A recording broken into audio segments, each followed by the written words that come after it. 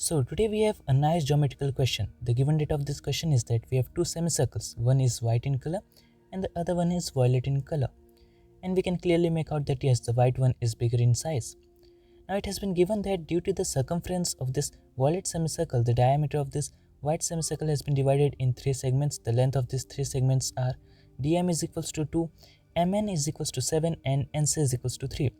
All you have to calculate is the diameter of this violet semicircle that has been marked as AB. So let us see the solution. So first of all, as we can see that the total length DC, that is from this point to this point DC, it's going to be the diameter of this white semicircle, and its length can be easily calculated, that is equals to 2 plus 7 plus 3.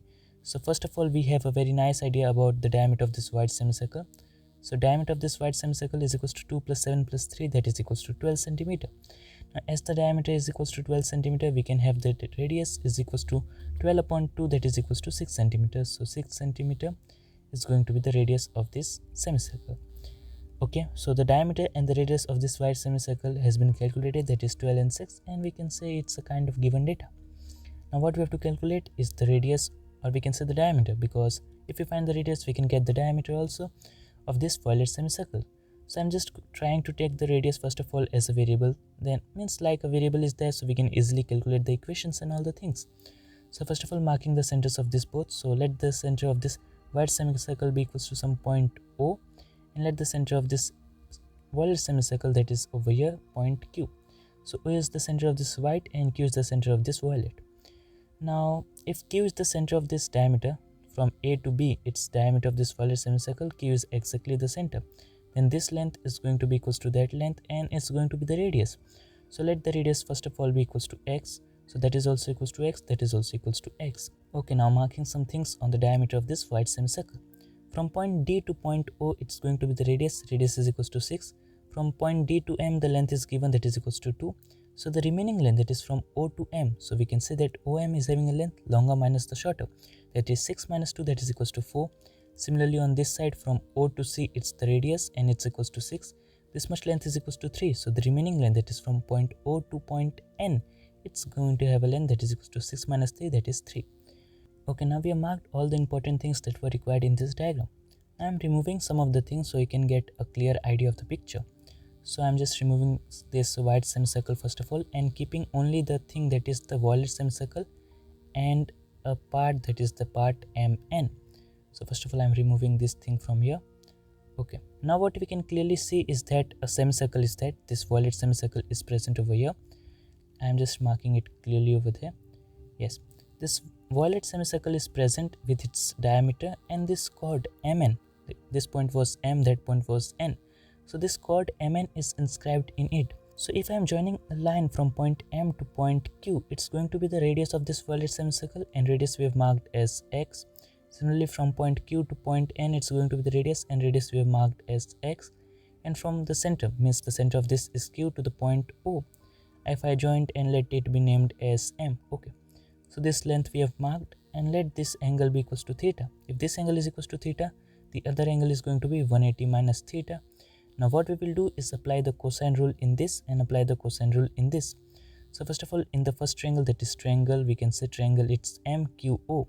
So triangle MQO. In this triangle, we can clearly see that, first of all, what is a cosine rule? Let me explain that.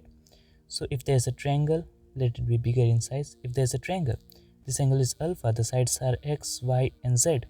So now according to the cosine rule, cos of alpha is going to be squares of the adjacent sides added together. So adjacent sides to the angle alpha is X and Y, so X square plus Y square minus the square of opposite. So opposite to alpha is Z, so minus Z square upon 2 times the product of adjacent, that is 2 times X times Y. So in any triangle, this is the cosine rule. We can have a very clear idea of this, how to apply and all the things. So this is the cosine rule. So according to this cosine rule, if I will apply in triangle MQO, the value of cos of theta is going to be squares of the adjacent sides together. So adjacent sides to this theta is M and 4, so M square plus 4 square, that is 16, minus the opposite square, opposite to theta is X, so minus X square, upon 2 times the product of adjacents, that is 2 times 4 times 8, that is 8 times M. So this is the first thing we have got. Now applying the cosine rule again in the triangle, that is triangle OQN, that is present over there. So I'm writing it over there, triangle OQ and N. in this cos of, now the angle, as in this case it was alpha, here it's theta. Now here we have an angle that is 180 minus theta. And remember, according to the trigonometry, we have that cos of 180 minus theta is equals to negative cos theta. And now applying the cosine rule, so squares of the adjacents added together, so adjacent sides are m and 3. So m square plus 3 square 9 minus the opposite square, that is x square, upon 2 times the product of adjacents. So 2 times 3 times m, that is 6 times m. So now we have the value of negative cos theta over here. Yes, here we were having a value of cos of theta. So as their LHS are equal, if I will just shift this negative sign over them and I will change the sign, this becomes positive, this becomes negative, and this becomes negative. This negative has been removed from here. So we can see that yes, the LHS are equal. We can compare their RHS. So doing that over here, m square plus 16 minus x square upon 8 times m is equals to, here it becomes x square minus 9 minus m square, as the sign has changed because of this negative, and upon 6 times m. So m and m got cancelled out. From the table of 2 it goes 3, it goes 4, cross multiplication from here. So 3m square plus 48 minus 3x square is going to be 4 times x square minus 36 minus 4 times m square. So simplifying this equation, 3x square goes over there, 4m square comes over here, and 48 goes over there. So we have that 7 times m square is equals to 7 times x square minus 36 minus 48. So it gives me 604 and 184. Okay, now all these things are divisible by 7, so we get that m square is equals to x square minus 12. So what we did, as I told you, just consider the variable first of all and try to exclude the variable.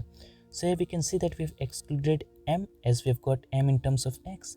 So we have just excluded one of the variable m. So over here we have that m square is equals to x square plus 1, and let it be the equation 1. This was the first step in this question. Now the second step. Now moving it over there, means I always kept a second diagram so all the things does not get messy. So this was the center of this and it was named as O. This was the center of that and it was named as Q. And these two lengths were already equal. Okay. Now at first I have just removed the diameter, means here you can see I've removed this white semicircle. Now here I will remove this violet semicircle so you can get clear. So from here to here I will just keep its diameter as I've kept for the white. So I've removed that and I'm joining these lines again so it gets clear.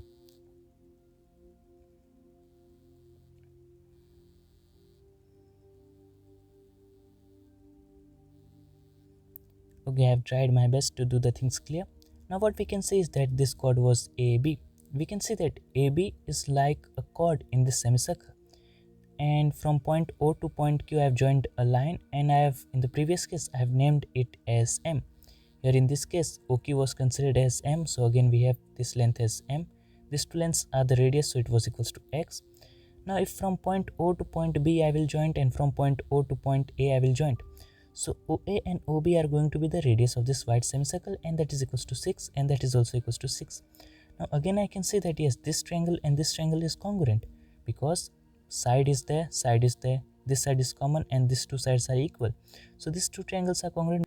So these two angles are going to be 90 degrees. It's very simple. Or we can again say that from the center of this from the center of the circle a line is going that is bisecting the chord, so that angle becomes 90 degrees. We can even utilize that.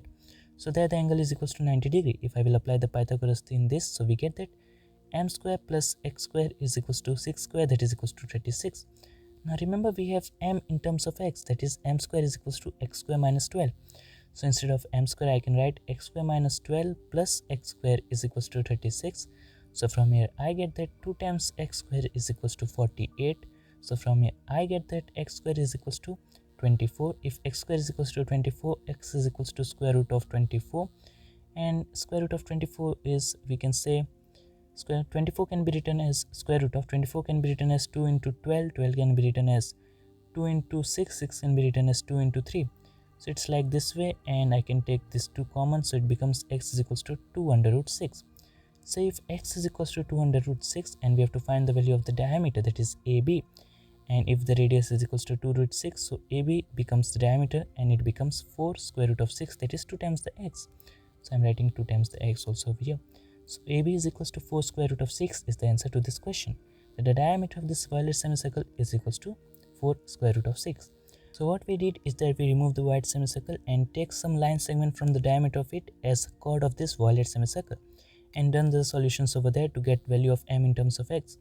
And the second step what we did is that we removed the violet semicircle and taken its diameter as the chord of this white semicircle and applied the operations to get that yes, the length of this diameter of this violet semicircle is equals to 4 square root of 6, and that's the answer. So this was my method to solve this particular equation. If you have any other method other than this, you can do comment below, or else you can DM me on my Instagram. When someone gives a better solution to the same question and we can show it to our viewers, it spreads the knowledge.